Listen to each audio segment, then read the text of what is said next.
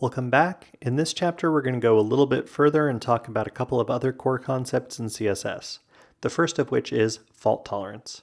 Now, fault tolerance has to do with how browsers handle errors. Errors happen. So here we have our rule set. We've seen this before with our paragraph selector and our color red declaration. And this rule set presents three potential locations for parsing errors, assuming we have the curly braces and our colon and our semicolon in the right spots, which we do. Those three places are the selector, the property, and the value. If a browser comes along and doesn't understand the selector, it will ignore the entire rule set. If it understands the selector, it proceeds to parse the declaration block.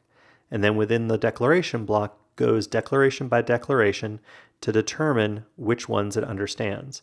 If it understands the property, it progresses on to the value and assigns the value to the property if it understands it.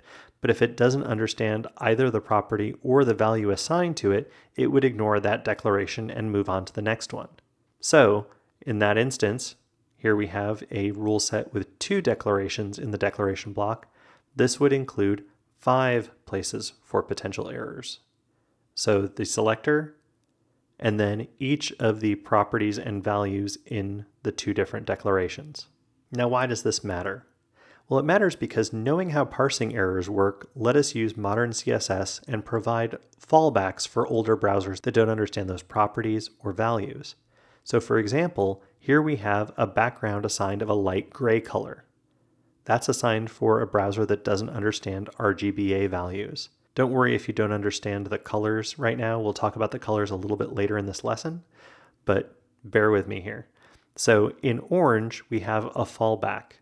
And then in green, we have the CSS3 value, which uses an RGBA color.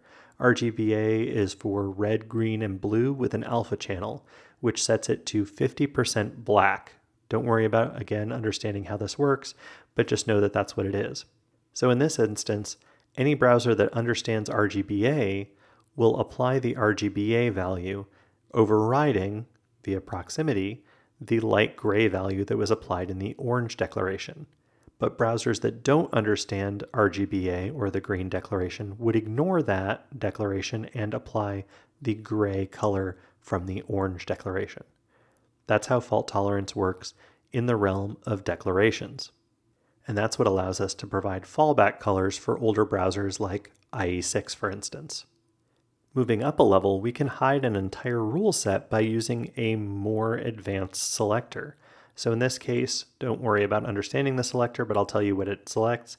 It selects any paragraph that is a descendant of an HTML element with a lang attribute on it. Every browser from IE7 and on understands attribute selection, so it would apply these declarations. But older browsers like IE6, for instance, would see this selector, wouldn't know what to do with it, and would throw away the entire rule set.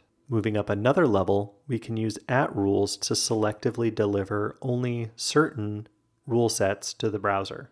In this case, in orange, I've got a media query, which we'll talk about media queries in the next lesson.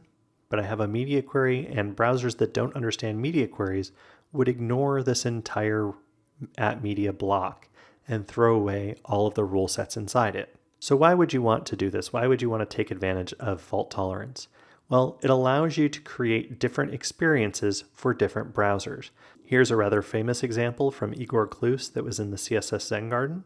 And in this case, he was using fault tolerance to deliver the design on the left to advanced browsers and the design on the right to IE6 and below. And he did this using attribute selectors to weed out older browsers.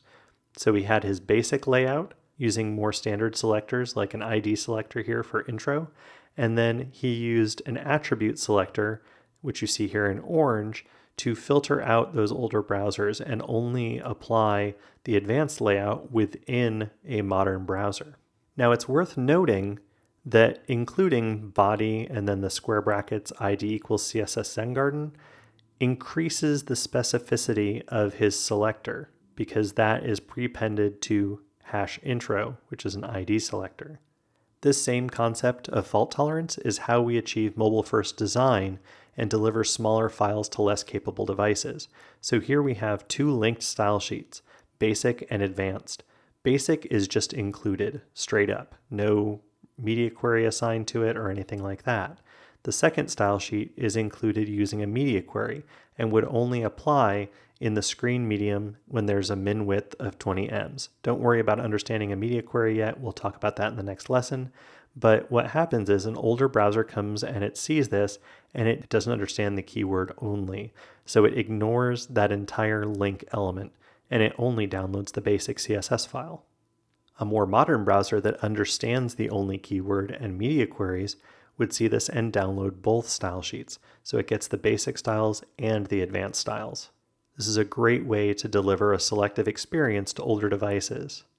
All right, moving on, the next concept that I want to talk to you about is inheritance. So just like we inherit certain properties from our parents, maybe hair color or eye color, some CSS properties are inherited by an element's descendants. So again, looking at our example page here, we have this is a title, we've got our link, we've got our ordered list, and then we've got our paragraph. If we were to assign some font sizes here, and don't worry about understanding ems, we'll talk about ems a little bit later, but here we've got two different font sizes assigned, and what will happen is those will be inherited by the content inside. So you can see with the paragraph being bumped up to 2 ems, that the link inside of it also inherited that size increase and became 2 ems. Now if we tweak something further up in the DOM, let's say the div overall we set to a font size of 0.75, which is like saying I want this to be 3/4 the size that it normally would, then all of a sudden we go from looking like this to looking like this. Everything is shrunk to 75%. Now there are a lot of properties that inherit from a parent element to its children, but the most common ones that you'll see are things like color, properties that affect a font's display, list-related properties, text alignment, visibility, and other things that affect how the text content is laid out. Now this was a pretty dense chapter, but we covered two really important core concepts in CSS, fault tolerance and inheritance. In the next chapter, we're going to tuck into selectors and look at different ways to find elements that we want to apply styles to. I'll see you in a few.